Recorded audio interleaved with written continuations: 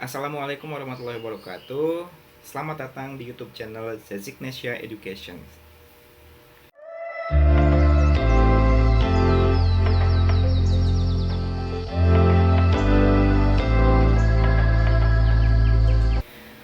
Oke, di video kali ini kita akan belajar mempelajari tentang teori sosialisasi. Nah, ini sebagai salah satu kajian dari mata kuliah sosiologi dan antropologi budaya. Nah, salah satu kajian dari sosiologi adalah proses sosialisasi. Nah, sosialisasi itu mungkin bisa kita katakan sebagai suatu proses ketika seseorang mengenal lingkungannya. Kemudian ketika seseorang berinteraksi dengan orang lain, ketika seseorang mencoba memahami peran dari dirinya sendiri serta peran dari orang lain atau lingkungan sekitarnya. Nah, itu bisa dikatakan sebagai suatu proses sosialisasi. Nah, tetapi untuk dapat mempelajari proses tersebut, kita harus tahu dulu dasarnya atau teorinya dulu, gitu. Bagaimana sih proses sosialisasi itu terjadi? Bagaimana sih tahapan-tahapan dalam proses sosialisasi itu terjadi? Serta siapa yang mempengaruhi orang-orang atau siapa lingkungan mana yang mempengaruhi terhadap proses sosialisasi seseorang. Nah, tidak dapat dipungkiri bahwa sebagai calon seorang guru PPKN yang fokus kepada karakter, nah kita juga harus mengetahui orang tersebut kenapa jadi seperti ini gitu. Jadi kalau saya mengaitkan materi dari sosialisasi itu adalah ketika nanti kita semua menjadi seorang guru lalu menemukan seseorang yang karakternya agak berbeda dengan orang lain atau bisa katakan sebagai karakter unik. Nah, kita bisa menginvestigasi atau kita bisa mengecek gitu kan dengan siapa dia bersosialisasi. Pengaruh dari mana kira-kira sehingga dia bisa menyebabkan seperti itu. Nah, sehingga sebagai seorang guru kita tidak tiba-tiba langsung memberikan stereotip negatif atau label negatif apabila ada peserta didik yang unik seperti itu. Nah, itulah pentingnya kita mengkaji tentang proses dari sosialisasi atau kita pentingnya mengkaji karakter seseorang dari proses sosialisasi gitu. Nah, ini yang akan kita kaji ya. Jadi, saya membahas tentang teori sosialisasi dari Mead, gitu kan. Teori sosialisasi dari Mead. Nah, ini sebetulnya ada banyak ya, ada banyak para ahli yang mengkaji tentang proses sosialisasi. Tetapi saya mengambil konsep atau teori sosialisasi menurut Mead. Lalu yang kedua, saya juga mengambil teori sosialisasi dari Cooley. Nah, ini kedua hal ini merupakan seseorang yang sangat populer dalam bidang sosiologi ketika mengkaji tentang proses sosialisasi. Dan yang ketiga, kita akan mengkaji tentang agen sosialisasi atau proses-proses yang dipengaruhi oleh seseorang dalam proses sosialisasi. Nah, inilah yang tadi saya katakan bahwa ketika sosialisasi itu, ketika kita melihat karakter seseorang, maka kita tidak boleh memberikan justifikasi secara otomatis, tetapi kita harus melihat dengan siapa dia bersosialisasi, bagaimana pengaruh lingkungan keluarganya. Nah, sehingga dari situ kita bisa mengambil kesimpulan, oh ternyata orang ini menjadi karakter seperti ini karena dia seperti ini gitu kan. Sehingga kita sebagai seorang pendidik gitu kan tidak memberikan tidak secara otomatis atau tiba-tiba memberikan label negatif ketika kita melihat seseorang, karena kita harus melihat secara holistik ya, secara keseluruhan bagaimana proses itu bisa terjadi. Nah, kurang lebih seperti itu. Ini yang akan kita kaji dalam konsep tentang proses sosialisasi ini. Nah, yang pertama ada yang namanya seorang filsuf yaitu George Herbert Mead. Nah, terkenal dengan istilah teori Mead gitu kan ya, teori sosialisasi Mead gitu. Ini merupakan salah satu tokoh dalam sosiologi yang memang dia populer dengan istilah teori Mead. Nah, Mead ini mengatakan bahwa ketika seseorang mulai bertumbuh seperti itu, terdapat 3 tahapan. Terdapat 3 tahapan ketika dia proses mengenal dirinya dan juga dengan lingkungannya. Nah, kita kenal dengan istilah play stage gitu kan. Yang pertama, menurut Mead, dia mengatakan bahwa yang pertama play stage. Kemudian yang kedua adalah game stage, dan yang ketiga adalah generalized other. Nah, itu adalah 3 tahapan ketika proses sosialisasi terjadi menurut teorinya dari Mead. Nah, mari kita lihat play stage itu seperti apa, kemudian game stage itu seperti apa, dan generalized other itu seperti apa. Nah, pada tahapan play stage gitu kan, kalau di sini saya mengasumsikannya adalah seorang anak kecil gitu kan, mungkin bisa katakan sebagai balita ya, di bawah 5 tahun, itu saya masukkan kategori sebagai play stage gitu. Kenapa demikian? Karena menurut Mead, seseorang yang dikatakan sebagai kategori play stage itu adalah mereka yang mau belajar peran di sekitar orang di sekitarnya gitu. Jadi dia mulai menirukan apa yang dilakukan oleh orang lain seperti itu ya. Jadi ketika orang tua mengatakan apa gitu kan, mengatakan suatu mainan atau mobil, maka dia akan berusaha untuk meniru nama mobil tersebut. Kemudian ketika dia orang di sekitarnya mengatakan nama makanan, maka dia juga akan mengikuti nama makanan tersebut gitu. Nah, itulah yang kita sebut sebagai teori dari play stage seperti itu. Nah, play stage ini merupakan hal yang sangat penting gitu ya dalam perkembangan seorang anak. Nah, kenapa demikian? Karena anak mulai belajar bahasa itu pada saat usia play stage gitu. Jadi dia akan sangat mudah mempelajari bahasa apapun pada saat play stage ini. Kalau misalnya input dari orang di sekitarnya itu menggunakan bahasa Indonesia, berarti dia juga akan mencoba untuk menirukan bahasa Indonesia. Ketika input dari lingkungan sekitarnya itu berbahasa Inggris atau berbahasa lokal gitu kan, maka otomatis anak pun akan mencoba untuk mengikuti kata-kata yang dikatakan oleh orang tuanya tersebut, seperti itu. Jadi itulah yang kita katakan sebagai tahap dari play stage gitu. Nah, oleh sebab itu sekarang mungkin ada fenomena ya ketika di kota-kota besar gitu kan, misalnya di Jakarta, di Bandung, atau di kota-kota besar yang lainnya, ada istilah working family, atau misalnya middle and upper class income gitu kan.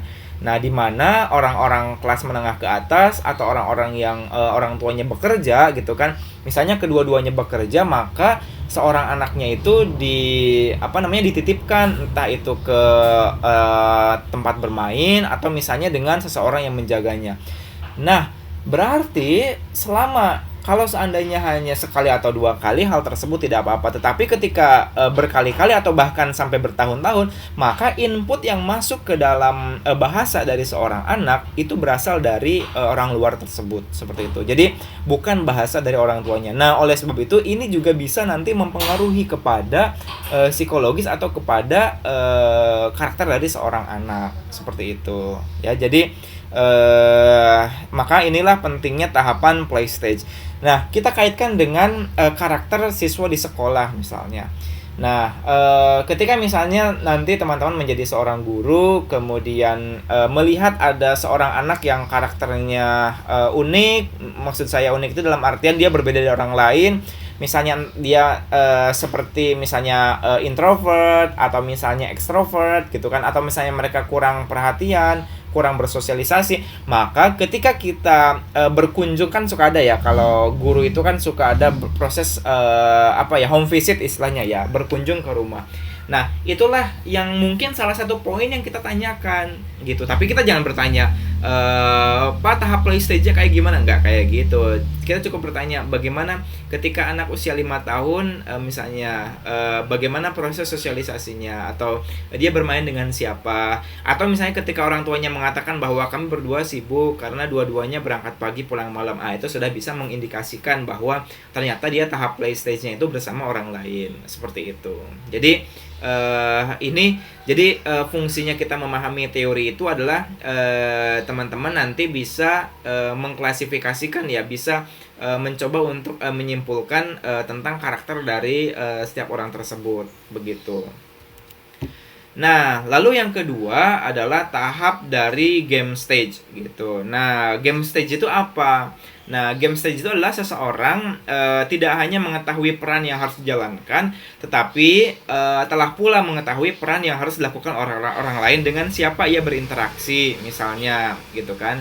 Nah, pada tahap game stage ini anak sudah mengerti, oh dia adalah seorang ayah, oh dia adalah seorang ibu gitu. Atau misalnya kalau misalnya dalam buku sosiologi dia mengilustrasikan sebagai pemain sepak bola gitu ya.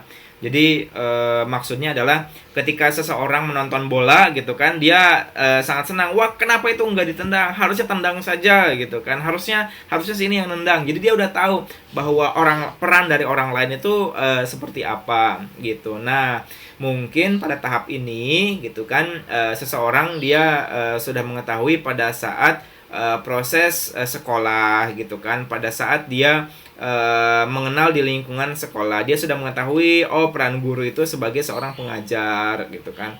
Jadi ini masuk tahap kedua ketika anak bersosialisasi, kita sebutnya sebagai tahap dari game stage, seperti itu ya. Jadi tahap game stage itu ketika seseorang telah mengetahui dan mengerti proses dari sosialisasi, seperti itu. Nah, lalu yang ketiga adalah tahap generalized stage. Nah, di sini seseorang sudah dianggap mampu untuk mengambil peran yang dilakukan pada lingkungan masyarakat gitu. Jadi kalau misalnya dalam sebuah organisasi ya dia sudah berani untuk mencalonkan diri sebagai seorang ketua, atau dia sudah berani masuk kepada kelompok divisi tertentu gitu. Jadi artinya seseorang tersebut dia sudah paham gitu kan, dia sudah mengerti bagaimana proses sosialisasi itu terjadi. Kemudian dia juga sudah mengetahui perannya dia sendiri gitu ya, perannya dia sendiri ketika dalam masyarakat. Nah, inilah kita katakan sebagai tahap dari generalized stage gitu. Jadi tahap di sini seseorang sudah mampu untuk dapat berkomunikasi, berinteraksi, serta dia sudah bisa mengambil peran dalam masyarakat tersebut, seperti itu. Nah, itu adalah ketiga tahapan ya. Jadi dari tadi play stage, yang pertama adalah game play stage ya, benar. Play stage, kemudian game stage, dan juga generalized other itu merupakan tahapan-tahapan dari sosialisasi yang mana kita sendiri juga mengalami hal tersebut. Nah, mungkin kita juga bisa coba evaluasi gitu kan, bagaimana ketika kita play stage usia 5 tahun ke bawah, kemudian pada saat game stage, pada saat generalized other gitu kan. Nah, di bukunya sosiologi itu diceritakan ada sebuah kisah gitu kan tentang seorang anak yang dia dikurung selama 5 tahun. Jadi dia dikurung dalam ruang yang gelap gitu kan, tidak berinteraksi dengan orang, kemudian selama 5 tahun, dan ketika dia keluar dia istilahnya unsocialized person atau unsos gitu kan. Nah, mungkin saat ini populer ya istilah dari si ini ansos nih gitu kan, si ini ansos. Jadi sebetulnya definisi dari ansos yang sesungguhnya itu adalah ketika seseorang yang sudah bertahun-tahun dia tidak berkomunikasi dengan orang lain gitu. Jadi ketika dia seorang bertahun-tahun tidak berkomunikasi dengan orang lain, kemudian dia tidak berinteraksi dengan orang lain, dia hanya tinggal di ruangan. Nah, itulah yang dikatakan sebagai seorang yang unsocialized person atau unsos gitu kan. Nah, efeknya apa? Ya dia tidak paham lingkungan sekitar, dia kebingungan. Kemudian dia juga sudah tertinggal jauh dengan teman-teman sebayanya gitu kan. Sehingga ya dampaknya adalah dia sendiri nanti bisa berdampak kepada psikisnya. Nah, semoga hal itu tidak terjadi ya, bahwa mengisolasi atau misalnya membuat seseorang terisolasi itu merupakan hal yang berbahaya, meskipun kita kaitannya dengan hal sosialisasi gitu. Nah, ini teori pengembangan diri menurut Mead. Nah, lalu yang berikutnya pemikiran Cooley atau istilahnya looking glass self. Pemikiran Cooley. Nah, Cooley ini dia memiliki persepsi mengenai ketika proses sosialisasi itu dikatakan menurut teorinya Cooley itu terjadi dalam 3 indikator ya, istilahnya saya 3 indikator ketika seseorang itu memiliki persepsi mengenai pandangan orang lain terhadapnya. Nah, looking glass self itu, ini menurut saya sangat sering terjadi pada kita gitu ya. Jadi dia sudah jadi seseorang itu berpikir bahwa si A itu orang lain ya, si A itu memiliki pandangan terhadap kita.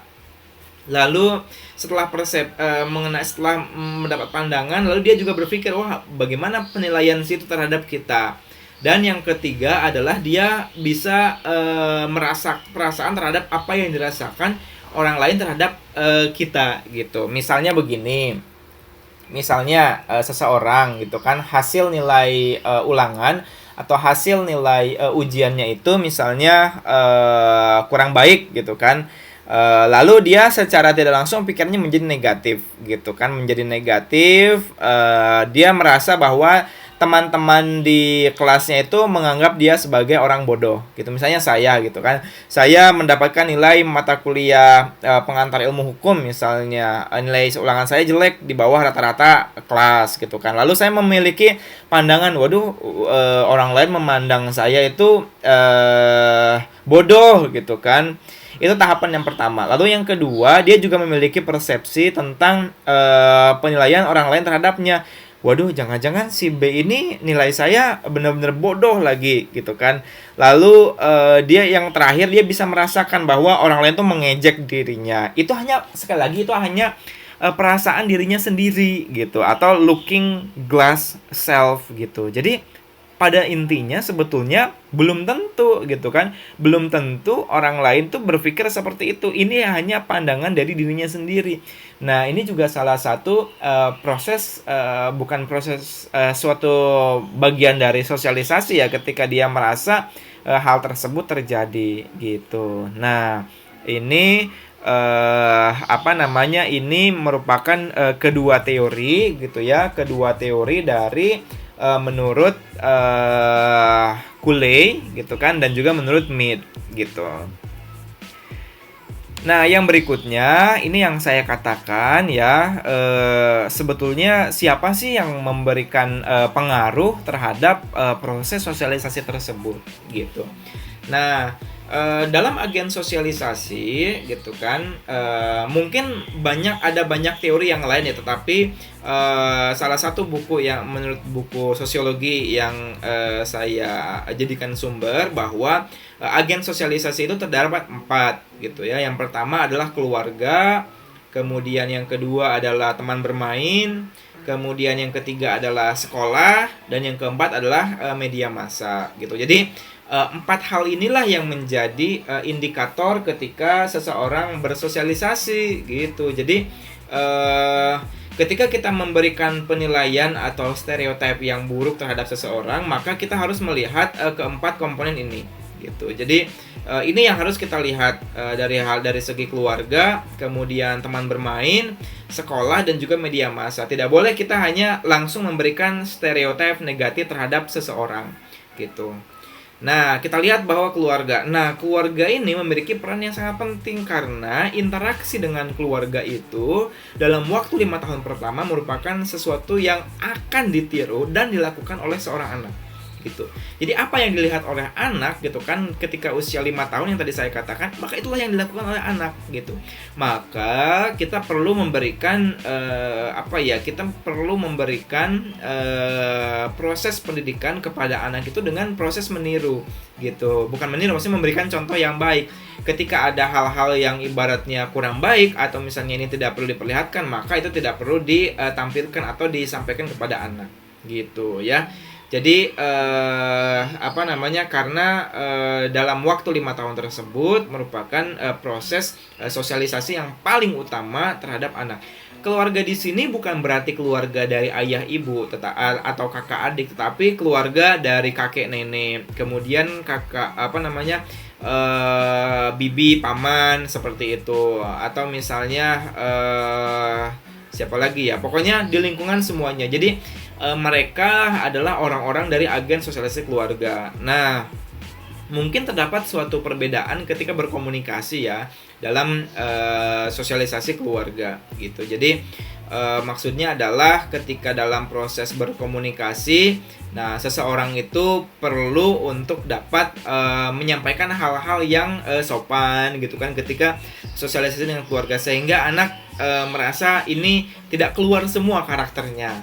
Nah, maka ada agen yang kedua, yaitu teman bermain. Nah, ini yang saya bilang, ketika ada teman bermain, nah inilah posisi di mana seorang anak berinteraksi yang sebenarnya, dalam artian dia menganggap teman sebaya, kemudian dia tidak ada rasa segan terhadap teman tersebut gitu kan. Makanya perlu berhati-hati dengan siapa seseorang tersebut bersosialisasi, dengan siapa teman itu bermain gitu kan, karena ini yang akan nanti menjadi atau membentuk karakter dari seseorang tersebut begitu. Lalu yang berikutnya adalah sekolah. Nah, sekolah ini apa sih fungsinya sekolah dalam proses sosialisasi? Nah, setidaknya ada 4 macam gitu dalam proses sekolah. Yang pertama adalah sekolah itu mengajarkan mengenai kemandirian. Nah, saya ingin menekankan di sini ya, bagaimana sih proses kemandirian yang di sekolah? Mungkin kalau misalnya di rumah seseorang apa-apa diberikan oleh orang tua, ketika dia membutuhkan sesuatu maka langsung ada orang tua atau bahkan ada pembantunya seperti itu. Tetapi ketika di sekolah seseorang akan belajar secara mandiri, seseorang akan belajar secara langsung, seseorang akan belajar tentang proses aturan. Misalnya gitu kan, di sekolah itu ada aturan untuk membersihkan kelas gitu kan, ada piket kelas. Di rumah seorang anak tidak pernah membersihkan rumah, tidak pernah yang namanya menyapu, tidak pernah yang namanya mengepel gitu kan. Maka sekolah itulah merupakan tempat untuk mengajarkan kemandirian tersebut. Dengan adanya piket, maka mau tidak mau dia harus belajar untuk membersihkan kelas, menyapu gitu kan. Nah, disitulah proses belajar kemandirian.